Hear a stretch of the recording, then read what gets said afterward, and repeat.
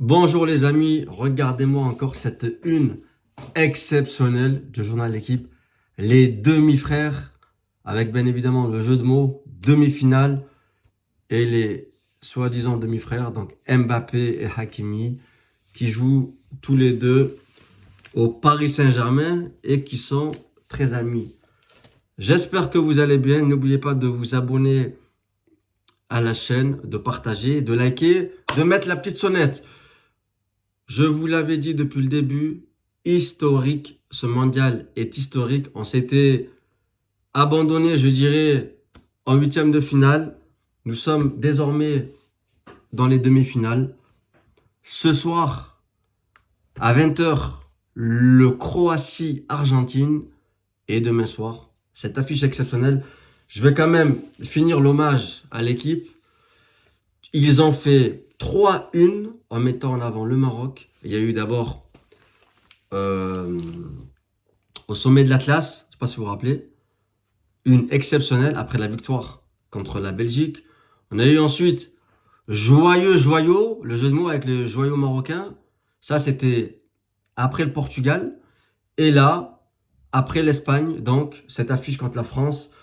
Vous vous rendez compte que l'équipe, quand même, ce qui est un journal français, a mis dans sa une, 3 fois, une équipe étrangère, donc celle du Maroc. Merci l'équipe. D'une part, on peut dire qu'ils ont eu le nez fin. Depuis le début, ils suivent quand même cette équipe du Maroc. Bon, et après, on sait qu'il y a aussi une partie lucrative, puisqu'on va pas se mentir, à chaque fois qu'ils mettent le Maroc en une, les ventes explosent. Le fameux joyau, d'accord? J'ai fait 3 tabacs, je n'en ai pas trouvé. Il a fallu que j'appelle un collègue dans une autre ville qui puisse me le chercher. D'ailleurs, Akram, je t'embrasse. Et quand il est arrivé, lui, dans ce tabac, c'est un grand tabac avec beaucoup de journaux, il a eu le dernier exemplaire. Donc voilà, il y a aussi un petit côté. Mais merci quand même pour la reconnaissance du journal L'équipe. Alors, comment on est arrivé à ces demi-finales?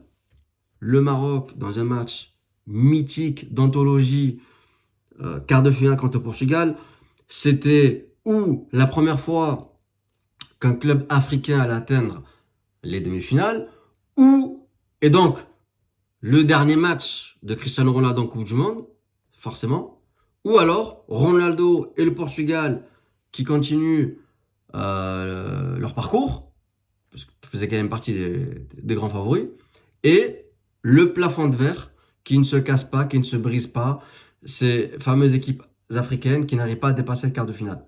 Le Maroc l'a fait dans un match d'anthologie, une bataille exceptionnelle. On a souffert, mais voilà, on a réussi à le faire. Beaucoup de blessés, beaucoup de fatigue, etc., etc. Et puis dans ce match, quand même, c'est incroyable. L'ironie du sort pour Ronaldo qui avait le record de saut qui était, je crois, de 1m40, qui a été explosé par Nassiri qui a sauté à 1m78. C'est monumental. Et évidemment, le lendemain, tous les journaux se sont fait un plaisir de mettre le Maroc à la une. Évidemment, l'équipe, ce jour-là, comme il y avait la France aussi qui jouait, et on y arrive, France-Angleterre, ils ont mis l'équipe de France avec Crunchissime, jeu de mots, bien évidemment, avec un clin d'œil aux Anglais. L'Angleterre, donc l'Angleterre, je vous l'avais dit, ne gagnera toujours pas un trophée avec Southgate. Et encore une fois, on avait juste Southgate, c'est pas un grand manager, et on l'a vu dans ce match. Voilà.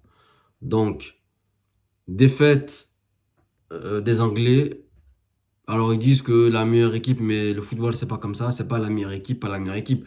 Moi, je dis que, justement, l'équipe qui arrive à mettre tous les ingrédients pour gagner, c'est celle-là, la meilleure équipe. Tu vois, t'as loupé un penalty, machin. Parce que Harry Kane aurait pu égaliser, hein, mais loupe ce penalty, donc derrière ne vient pas pleurer, machin.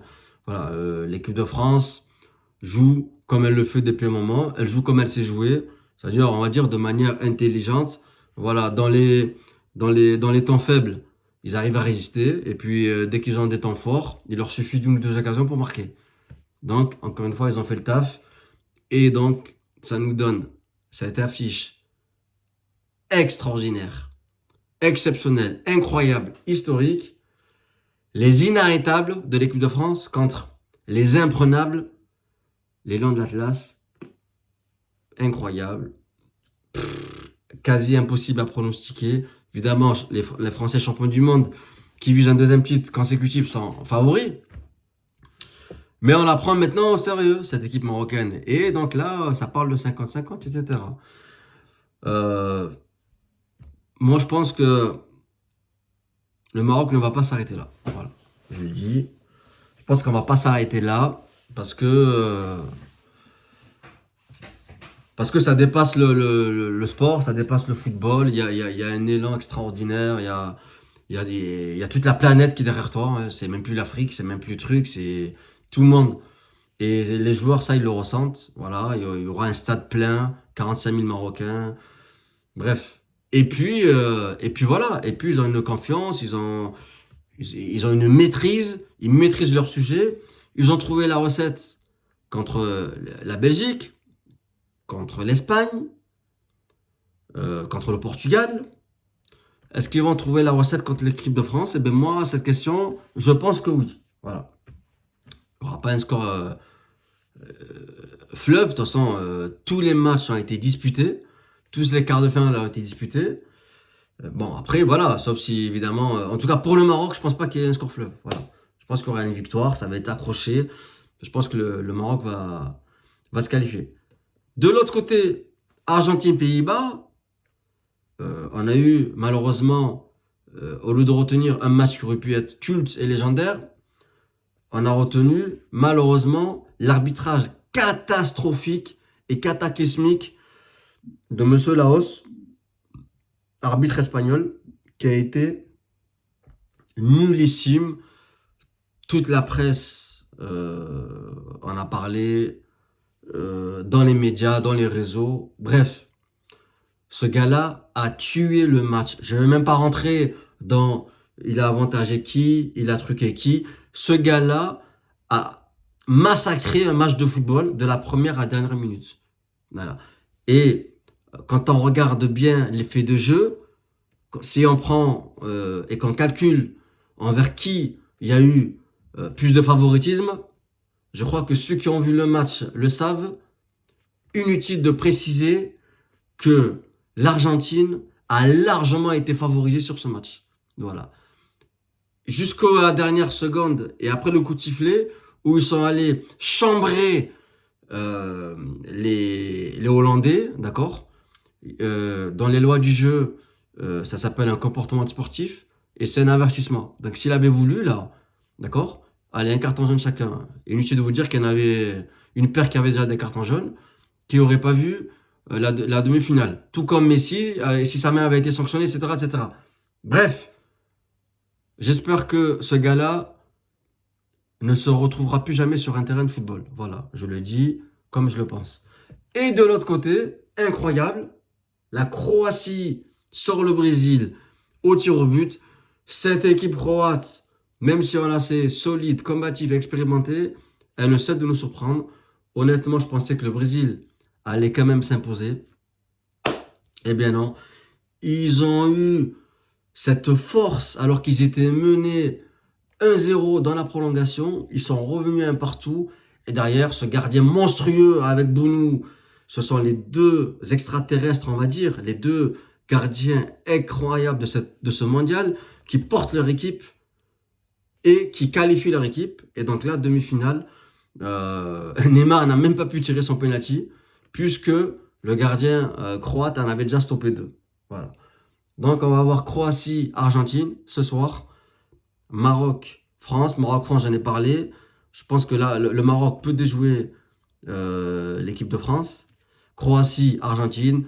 Les Croates ont sorti les Brésiliens. Je pense que les Croates vont sortir les Argentins avec un arbitrage à la hauteur. Et je l'ai dit, à partir des huitièmes de finale, vous allez voir que cette histoire va se finir avec un Croatie-Maroc. Allez savoir si on va pas avoir finalement une belle, après qui se soit joué en match de poule, et ils l'ont déjà confirmé, que ces deux équipes-là étaient dans la poule de la mort, hein, puisque c'est le seul groupe encore où il y a deux équipes qui représentent donc ce fameux groupe qui était de tête, il me semble, le groupe E. Croatie, Maroc, voilà le pronostic de ma finale. Je vous souhaite de très bons matchs, régalez-vous bien et à bientôt pour la prochaine vidéo. Peace.